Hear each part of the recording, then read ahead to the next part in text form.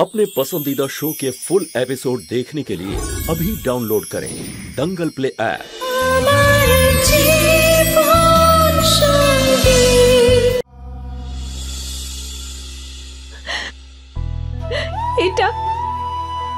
এটা সত্যি বেদ বাবু যে আমি আপনাকে খুব ভালোবেসেছি, কিন্তু কখনো আপনাকে পাওয়ার কোনো রকম চেষ্টা করিনি। বিশেষ করে যখন বিধি ফিরে এসেছিল তখন তো একেবারেই করিনি। আমি তো সবসময় এটাই চেয়েছি যে বিধি যেন ঠিক হয়ে যায়, আর আপনার আর বিধির যেন মিলন হয়। বেদবাবু, আমি এত স্বার্থপর নই যে আপনার সত্যিকারের ভালোবাসাকে পুড়িয়ে আমার ঘরকে আলো করে তুলব।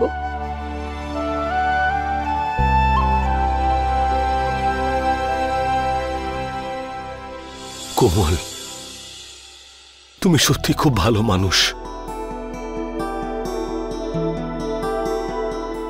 আপনার বিধি তো আপনি যা বললেন তার থেকে অনেক বেশি ভালো। একজন নাচনি মেয়ের আনন্দের জন্য নিজের খুশিকে বিসর্জন দিতে যাচ্ছিলেন, কিন্তু আমি এমনটা হতে দেব না। ঈশ্বর আসলে জুটি বেদ আর বিধিকে নিয়ে বানিয়েছেন। কোমলকলিকে বিধির মতো রূপ শুধু এই জন্যই দিয়েছেন কারণ উনি আপনাদের দুজনের ভালোবাসা আরো মজবুত করতে চাইছিলেন।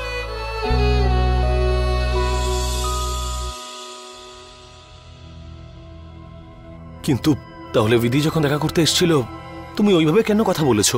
ওকে কেন বললে না? কারণ সাহিল কাছেই ছিল, আর আমি চাইনি যে ও কিছু জানতে পারুক যে আমরা একসঙ্গে আছি। আমি চাইছিলাম যে ও এখনো এটা মনে করুক যে আমি আপনাদের উপর রেগে আছি।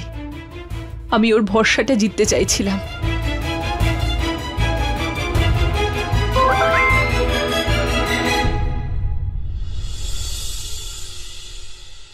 বিধি মেসেজ করেছে, ও এখানেই আসছে, কিছু কথা বলতে চায়।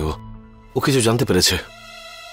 ভালো হয়েছে বেদবাবু, আমিও বিধিকে কিছু জরুরি কথা বলতে চাই।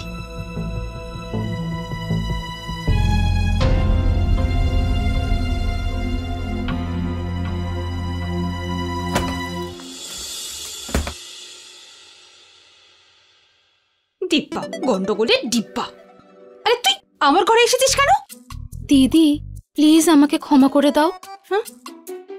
আই নো আমি তোমাকে খুবই বিরক্ত করেছি, খুব খারাপ ব্যবহার করেছি তোমার সাথে।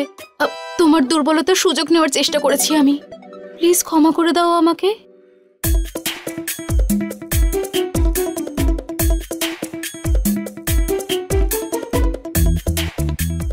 আরে গন্ডগোলের ডিব্বা, এ কি নতুন নাটক শুরু করেছিস? হ্যাঁ না দিদি, আই এম সরি, কোনো নতুন নাটক করছি না। অ্যাকচুয়ালি আমি তোমার সাথে যা ব্যবহার করেছি তাতে আমি খুবই লজ্জিত। আজকে তোমাকে কলার খোসায় পা পিছলে পড়তে দেখে আমি হেসে ফেলেছিলাম। ছি, খুব লজ্জা হচ্ছে নিজের উপরে। Bad Divya, bad, very bad. Bet Divya bet, ভুল তো করেছিসই তুই। সেই জন্যই তো সরি বলছি দিদি, ক্ষমা করে দাও। সেটা তোর বলাই উচিত। তাই তো বলছি আমি দিদি। সব ভুল না তুই করেছিস, আমার কোনো ভুল ছিল না। হ্যাঁ আই নো দিদি, প্লিজ ক্ষমা করে দাও।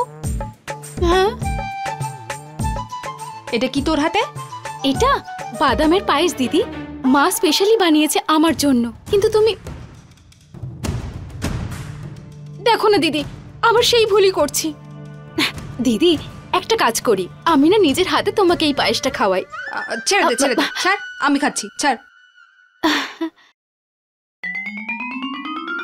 কেমন হয়েছে? কি সুন্দর গন্ধটা। ভালো হয়েছে তাই না? ভালো হয়েছে না? খুব জ্বালাতন করছিস তুই আমাকে।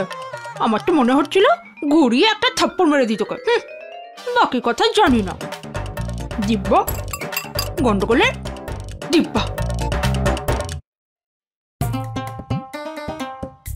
আমাকে শিক্ষা দেবে তুমি?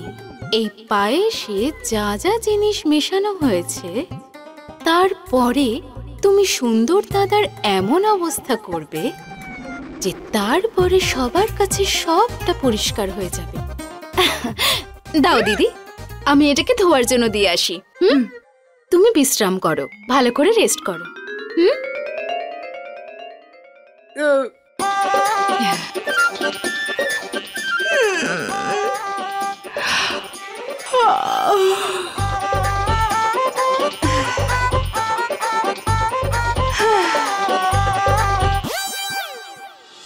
বেদবাবু, বেদবাবু, আপনি বিশ্বাস করবেন না।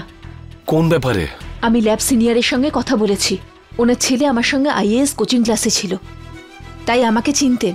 উনি খুব জোর দিয়ে বললেন যে ডিএনএ রিপোর্টটা এসেছে ওটা একেবারেই ভুল নয়। কি? যেই চুল আমরা টেস্টিং এর জন্য দিয়েছিলাম সেটা সত্যি সোহম দাদার। তার মানে সোহম দাদা? হ্যাঁ বেদবাবু, সোহম দাদা বেঁচে আছেন। আর সাহিল এটা জানে যে সোহম দাদা কোথায় আছেন।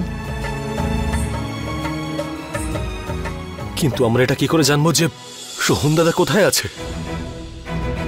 আর আমরা সোহম দাদার কাছে কি করে পৌঁছবো? জানি না সাহিল কি প্ল্যান করেছে, কিন্তু আমাদের এটাই দেখাতে হবে যে আমরা ওর প্ল্যান অনুযায়ী চলছি। আর তারই মধ্যে আমাদের সোহম দাদাকে খুঁজতে হবে, জানতে হবে যে সাহিল সোহম দাদাকে কোথায় লুকিয়ে রেখেছে।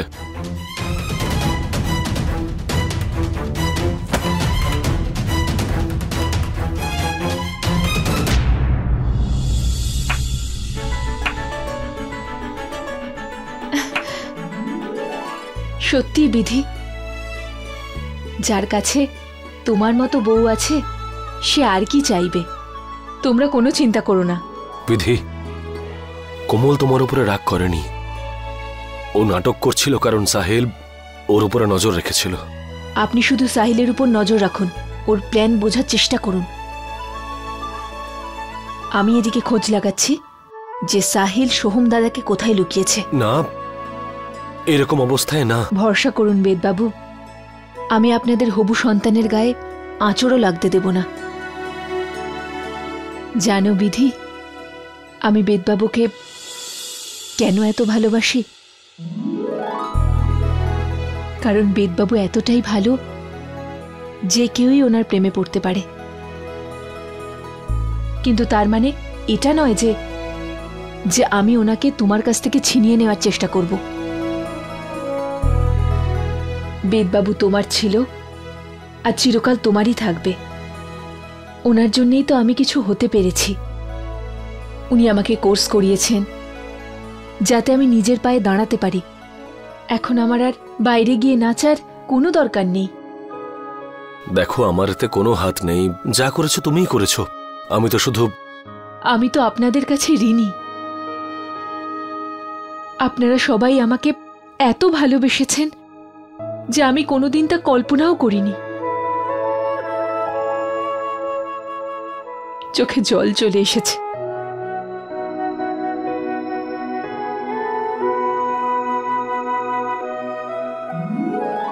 আপনাদের দুজনকে একসাথে দেখে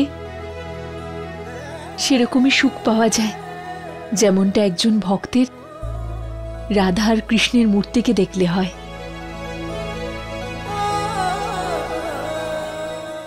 কথা দিন আমায় যে আপনারা দুজন একে অপরের সঙ্গে চিরকাল থাকবেন।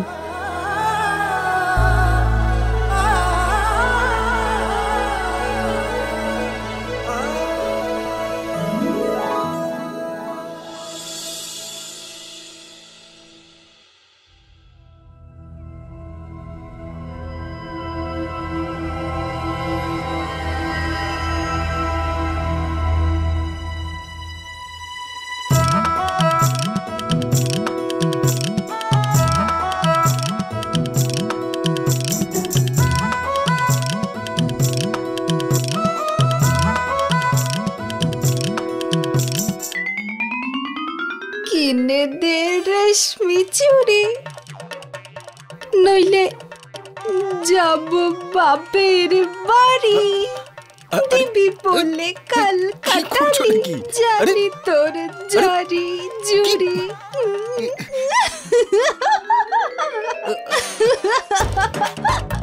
আরে কি করছো, কি পড়ে যাবে তো? আরে রেশমি চুড়ি নইলে যাব। আরে গর্ভবতী তুমি, এগুলো কি করছো? নিচে নামো এবার। দিবি বলে আরে আরে দাঁড়াও, কোথায় যাচ্ছ?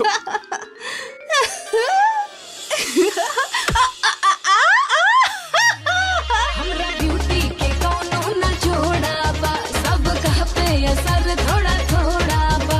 केहू कहेला जान, केहू कहे परन, केहू कहेला हॉट बेबी लागेलू। बोला के कराला, का बोला के कराला, अरे का हो तब बोला के कराला, लगा के भेसोलीन, ए जान दे हकीली न राखेलू। बोला के कराला, लगा के भेसोलीन, আরে দিদি, हकीली न राखेलू। দিদি তুমি এটা কি করছো? তুমি তো প্রেগনেন্ট, তাই না? আরে দূর, কি উল্টো পাল্টা বলছিস? আমি গর্ভবতী নই।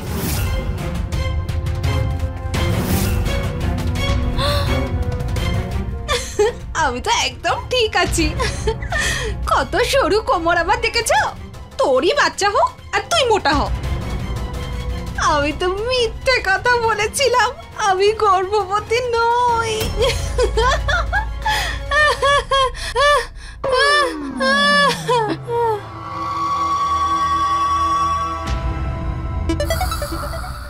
ঘুমিয়ে পড়ো দিদি, তুমি যখনই উঠবে এর মজা বুঝতে পারবে। মা মা মা, তুমি একটু শান্ত হয়ে বসো তো। সোহমকে ডেকে আন। মা মা, ও হয়তো ব্যস্ত আছে, তুমি একটু শান্ত হয়ে বসো না।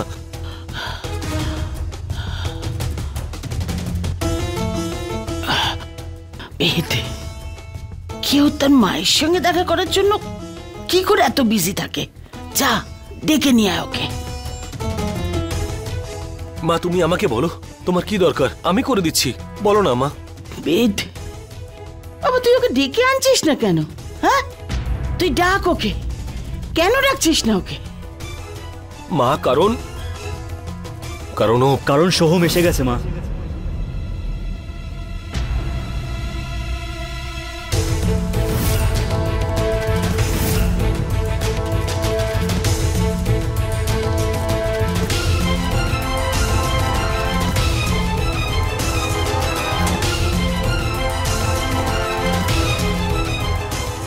সরি মা, কালকে শিবরাত্রি ছিল, তাই আমার মনে পড়ে গেছে যে কিভাবে প্রত্যেক বছর আমরা শিবরাত্রি পালন করতাম, মানে খুব আনন্দ করে। তুই চলে যাওয়ার পর থেকে আমরা কখনো আর ওরম ভাবে শিবরাত্রি পালন করিনি। হ্যাঁ, কিন্তু আমরা কালকে পালন করব, একদম যেরকম আগে আমরা পালন করতাম সেরকম। কিন্তু দাদা মায়ের শরীরটা ভালো নেই। আরে আমার শরীর ঠিক আছে, আমিও চাই যে শিবরাত্রি আমরা আগের মতো ধুমধাম করে পালন করি। কে জানে পরে শিবরাত্রি অবধি আমি আর থাকবো কি থাকবো না। মা কি বলছো তুমি এগুলো? প্লিজ বলো না এসব কিছু। এখনো তোমার 100টা শিবরাত্রি দেখা বাকি, এরকম কথা বলো না মা। কালকে শিবরাত্রি খুব বিশেষ হবে মা।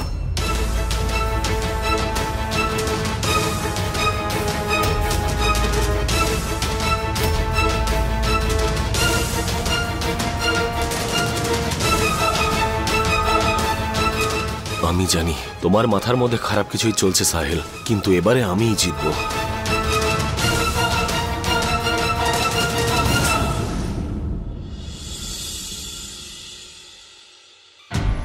আমি কি করলাম?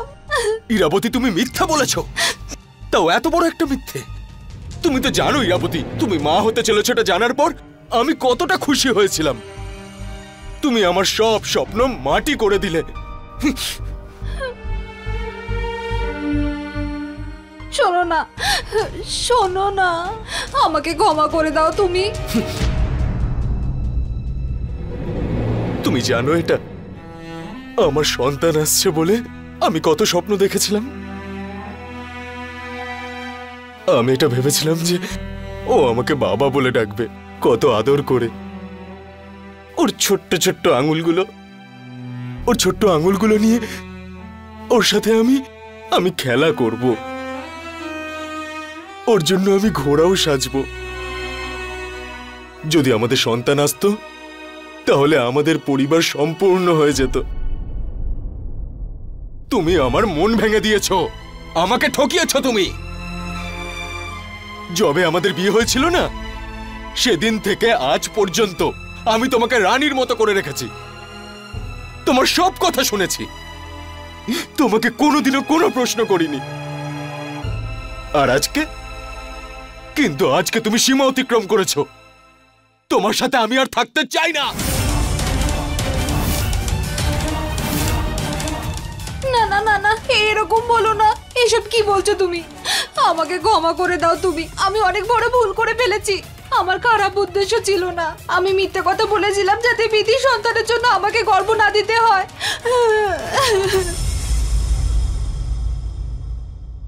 কিন্তু কেন ইরাবতী? এত কষ্ট করে এই পরিবারটা আবার এক হয়েছে, আর কিন্তু তুমি এটা চাও না যে বেদ আর বিধি খুশি থাকুক? যদি এই কথাটাও মা একবার জানতে পারে না, তাহলে জানো ওনার মনের অবস্থা কি হবে? কত কষ্ট পাবে মা। কখনো ভেবেছো তুমি এটা? আমার তো অত বুদ্ধি নেই, জানো তো তুমি। ছোট্ট একটা ব্রেন রয়েছে, তাতে কোনো কথা ঢোকেই না। আমি তো এসব ভাবিনি। কিন্তু আমি ভেবে নিয়েছি, তোমার এত বড় একটা মিথ্যের পর আর তোমাকে আমি বিশ্বাস করি না। আমাদের দুজনের জন্য এখন আলাদা হয়ে যাওয়াটাই বেটার। না না না না না না না না না, এরকম বলো না তুমি। ও গড, এটা তো একটু বেশি বাড়াবাড়ি হয়ে গেল। দিব্যা কিছু কর। না না সুন্দর দাদা, আরে দিদি, সুন্দর দাদা প্লিজ প্লিজ আমার দিদিকে তুমি ক্ষমা করে দাও। জানি আমার দিদির একটু বুদ্ধি কম, কিন্তু মনটা অতটাও খারাপ নয়। আমি দিদির পাশে একটা জিনিস মিশিয়ে খাইয়ে দিয়েছিলাম যাতে দিদি সবার সামনে সত্যিটা বলে দেয়। বোকা একটা। কিন্তু দাদা দাদা আমি বুঝতে পারিনি যে এতটা বাড়াবাড়ি হয়ে যাবে, আর তুমি দিদিকে ছেড়ে দেওয়ার কথা বলবে। পরিস্থিতি কতটা খারাপ হয়ে আছে, মায়ের শরীর খারাপ, আর তোমরা দুজন একে অপরকে নিচু করতে, একে অপরকে অপমান করতে ব্যস্ত হয়ে আছো।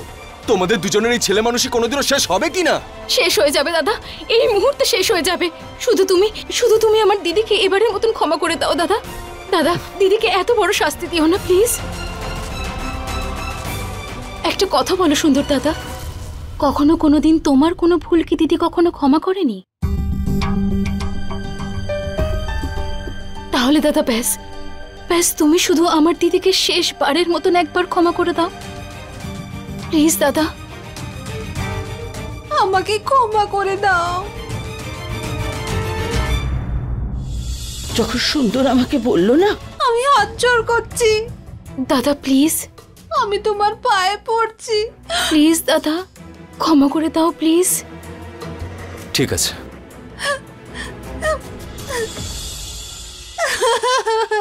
দিব্যা, তুই আর গন্ডগোলে ডিব্বানুস। আমার স্বামীকে আমার হয়ে বোঝানোর জন্য thank you Divya Rani. You are welcome দিদি। You are double cup cup Divya. Thank you দাদা। আচ্ছা ঠিক আছে, এবার তোমরা আমায় কথা দাও যে এরপর থেকে তোমরা একে অপরের সাথে মিলেমিশে থাকবে, আর এই পরিবারকে সবসময় এক করে রাখবে, সামলাবে। তুমি বলে দিলে এখন তাই হবে, বাকি কথা জানি না। আমার পতি দেবতা।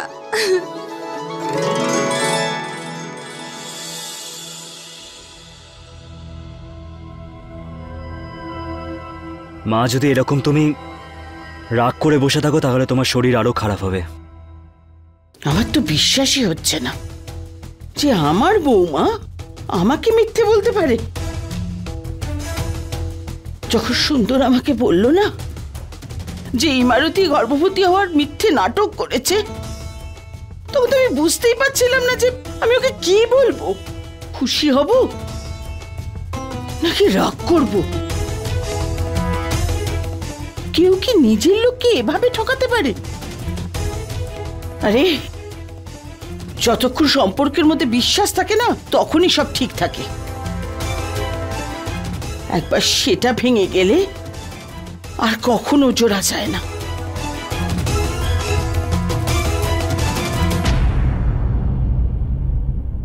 মা, সাহিল কাল শিবরাত্রি পালন করার জেদ করছে। তার মানে ও নিশ্চয়ই কিছু একটা প্ল্যান করে রেখেছে, কিন্তু আমরা চুপচাপ বসে থাকতে পারবো না। ও যে কি প্ল্যান করেছে সেটা আমাদের জানতেই হবে। শুধু এটা খেয়াল রাখতে হবে ও যেন আমাদের সন্দেহ না করে। বিধি, তুমি সঙ্গে থাকলে সবকিছু পসিবল। আপনার সঙ্গই আমার শক্তি।